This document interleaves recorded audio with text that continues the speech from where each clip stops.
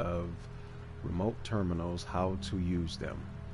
This is part 3, and just to recap, in the previous 2 videos that I did, in the first part I described the basic functionality of a remote terminal, basically what to look for when you power them up, what their purpose are, what to utilize them for. That was part 1. Part 2 was a little bit more in depth in terms of what the actual functionality are or is of the terminals.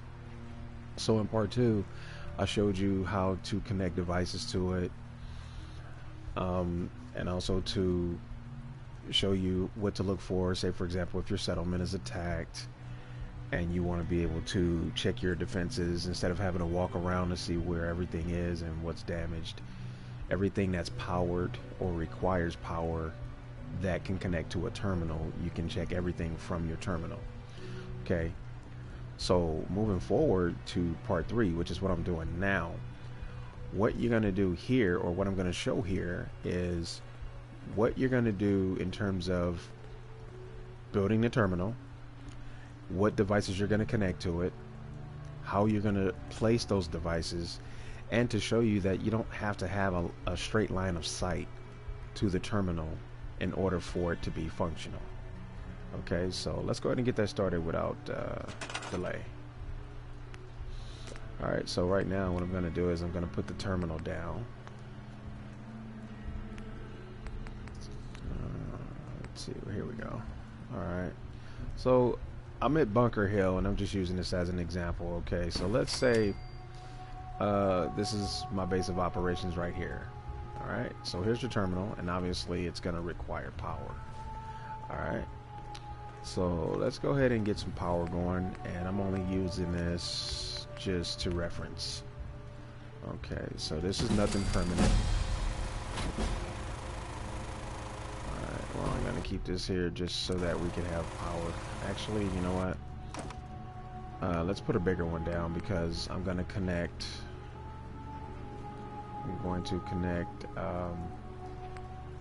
other devices. Alright, so the first thing we want to do is we want to make sure that we have power going to the terminal. So let's get that done first and foremost. Okay, so you see the little light blinking on the terminal. Let me turn this off real quick. Okay, you can see the light blinking, so that means we got power. Alright, so let's switch back on. Now the next thing you want to do is let me see, there is a back entrance to this right here. Let me see. Okay, so you can't get up here. There's no way for anybody to come up here. So the only entryway would be this point here and this point here.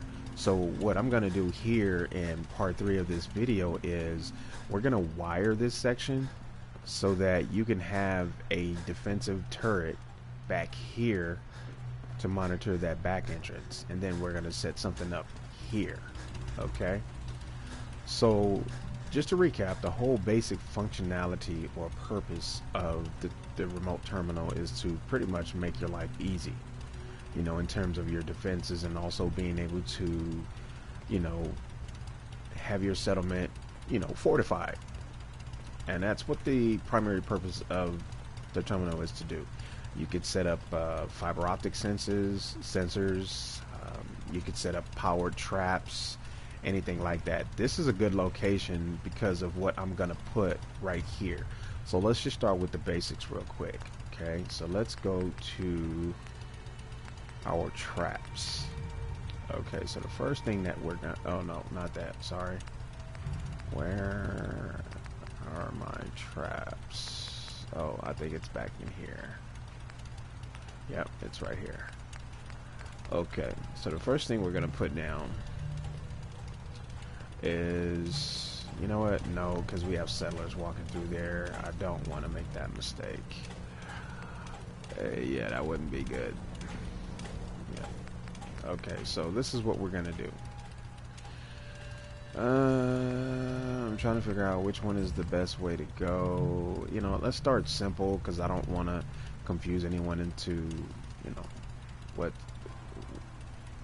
what's the wrong or right thing to do here. Let's see, where are my fiber optics? I think they're here. Yeah, here we go. Alright, so this doorway is actually wide enough to put this sensor here. Okay, so what you want to do is figure out how you want to set up your defenses, and you want to put whatever it is you're going to use in terms of powered defenses, you want to put those in place.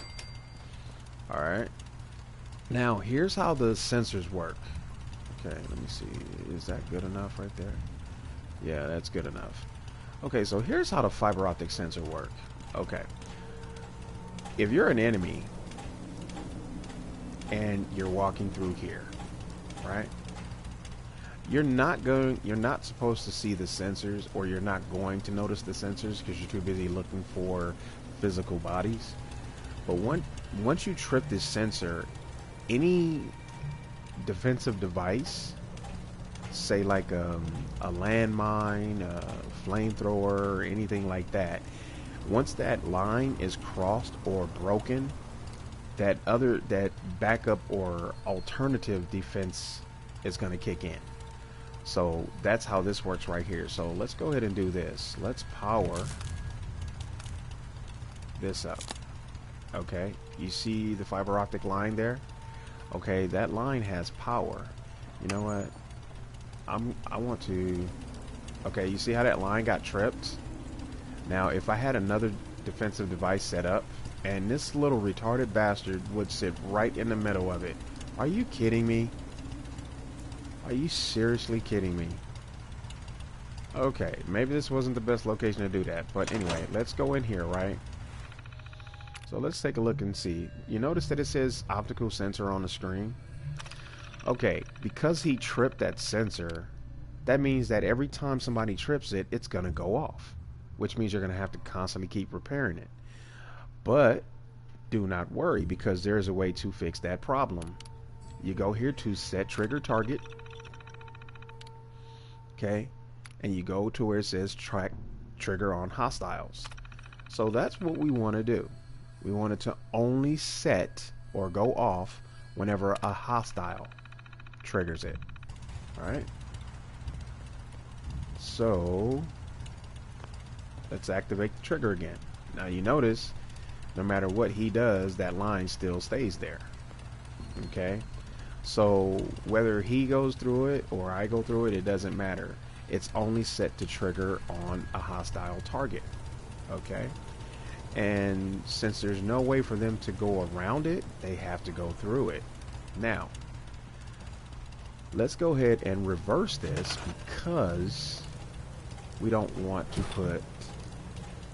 I'm just gonna switch it here. Seriously.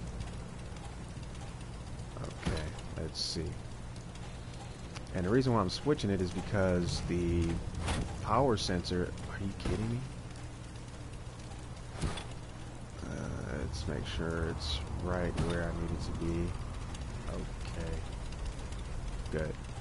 Alright.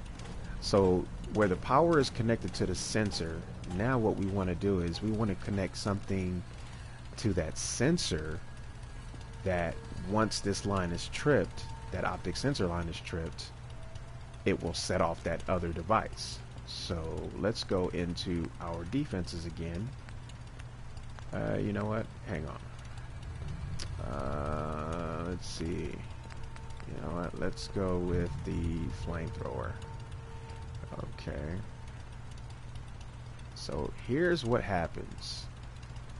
Now, you gotta factor in the enemy getting past the optical sensor. Okay? So let's just say hypothetically, if I'm the enemy, once you cross that line, once that line trips, this flamethrower will instantly cook the hell out of them. Alright, let's move this back a little bit. Alright, there we go.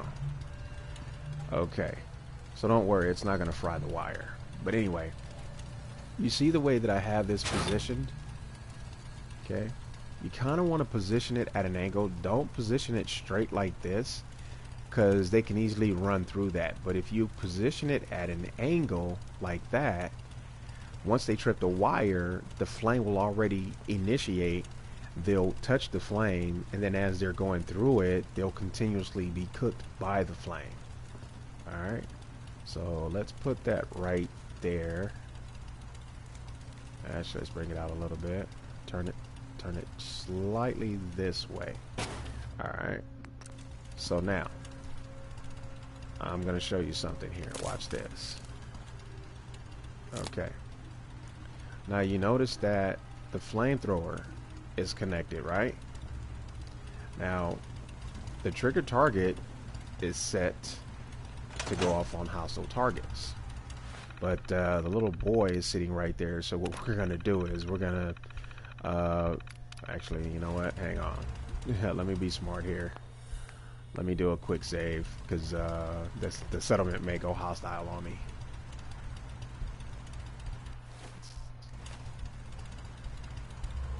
Alright, so we're just waiting for the autosave to kick in.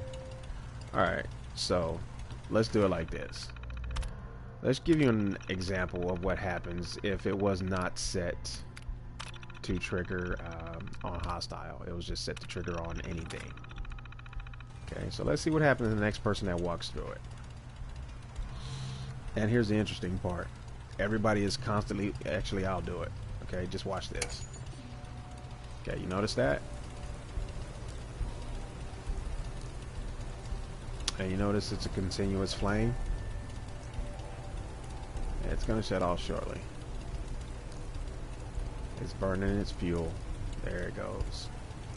Okay, now let's just say that if you didn't have this set to automatically activate once a hostile target goes through it, then you're basically going to have to keep repairing this, which means you're going to keep putting fuel in it for absolutely no reason. Now, here's what I recommend that you do. Do not make this mistake, because you'll get irritated. Okay? Do not repair this. Listen carefully. Do not repair this before resetting the target perimeter. Okay, so once that flamer turns off, you go back into your remote terminal. You go to set trigger target. And then what you do is you trigger on hostile. Okay, it says setting target profile. Okay, now since that's set, now what we do is we go back, we activate that sensor, and then what we do is we repair this. Alright, now if you did it the opposite way, if you repaired this and then reactivated this, your flamethrower would go off again, and it would keep doing that unless you did it the right way. This is the reason why I'm doing these videos in stages, because if you just set up a terminal and you think you know what you're doing and you make a mistake somewhere, you're going to get frustrated.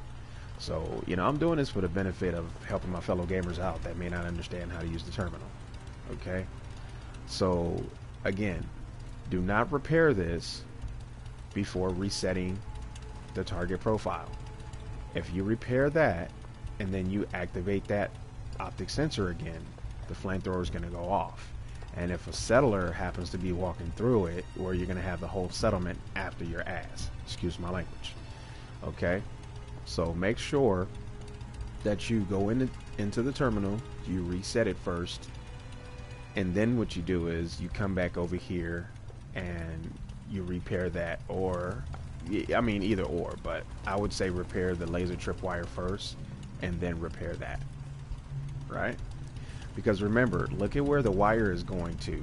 You have power going from the terminal to the sensor, and then from the sensor to this right here. So this optic sensor and this remote terminal are communicating. Once that optic sensor's line is broken, it sends a signal to the computer. The computer then sends a signal back to the optical sensor. Then it sends the signal to the flamethrower. Now, it seems like the way I'm explaining this, that happens really slow, but actually it happens really fast. So, if you noticed, when I went through it, the flamethrower immediately went off. Now, if you notice the angle that I had it at when it went off, then you would see that was a really good position for it to be in, because once the enemy tries to go through it, they're instantly gonna burn to death. Okay, there's no question about that. Alright. And I think I'm just gonna stop it right there. I didn't want to get too advanced, but um, that's what I'm showing you in the stage 3. In stage 4, the next video that I do, I'm going to show a little bit more advanced techniques, you know, how to use the spike traps and the powered spike traps and, you know, all that good stuff. So, you know, hopefully you guys found this video to be interesting and also helpful. And if you guys want to follow along and, you know, watch all of the other videos like this, definitely like and subscribe to my channel. I got plenty of videos like this, and I'm always looking for innovative and interesting ways on how I can better help, you know, with gameplay. So I'm usually always doing that, or you can catch a live stream, whatever. But anyway, thanks for anyone that may check out the video. It's much appreciated. Again, guys, you know, if you like the videos, definitely support and like the video. So have a good one, guys. Take care.